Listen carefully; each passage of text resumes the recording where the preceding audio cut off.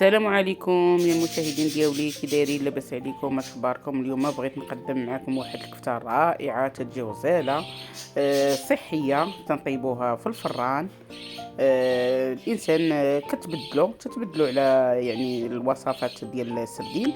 بالنسبه للمقادير، عندنا هنايا جوج بصلات، وحده كنحتاجوها في الحشوه وحده كنخليوها، وكنديروا نص فلفله خضراء نص فلفله حمراء، وعندنا جوج مطيشات، وعندنا المعدنوس. وبالنسبه للسردين غسلته مزيان وخليته حتى تسقطر.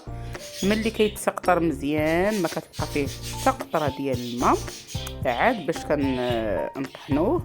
دابا غادي نديرو في الهاشوار. درنا جوج فصوص ديال الثومه. بالنسبه للفلفل الفلافل راه ما قطعتهم.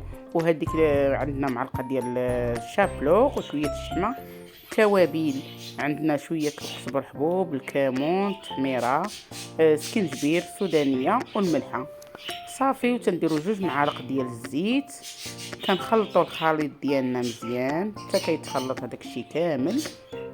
ملي كيتخلط تنشدوا بصله وحده تنقطعوها في الطاوه، وهذوك جوج حبات ديال المطيشه حتى هما، وكنديروا شويه ديال الزيت. صافي، وتنبقاو نشدو هذيك الكفته ديالنا، تنكوروها اللي بغى يديرها دائره ولا ديروها حرابيل بحال اللي درت ليها انا، بحال هذا الشكل هذا. صافي، تنشطفوها في الطاوه وتناخذوا شويه الزيت البلديه، انا مورياها لكم، وتديروا الشيته يعني. وصافي كتبقاو ترشوا غير بالشيته هكاك، غير شويه ماشي بزاف ديال الزيت، وتنشعلوا عليها الفران من الفوق ومن التحت، وتندخلوها كطيب. صافي، ملي كطيب شوفوا كيفاش كتجي، وتجي صحيه. الانسان يتفادى السردين المقلي. وبالنسبه للمذاق تجي رائعه.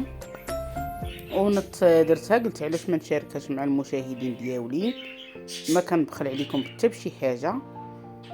كنتمنى تجربوا هاد الوصفه اللي حطيت معاكم، ولا جربتوها ما تنساوش تكتبوا لي في الكومونتير كيفاش جاتكم، وتابوناو معايا وديروا لي لايك ودعموني باش ان شاء الله نبقى نبارطاجي لكم الجديد. الى فيديو مقبل ان شاء الله، وبصحه وراحه. ما تنساوش ابوناو.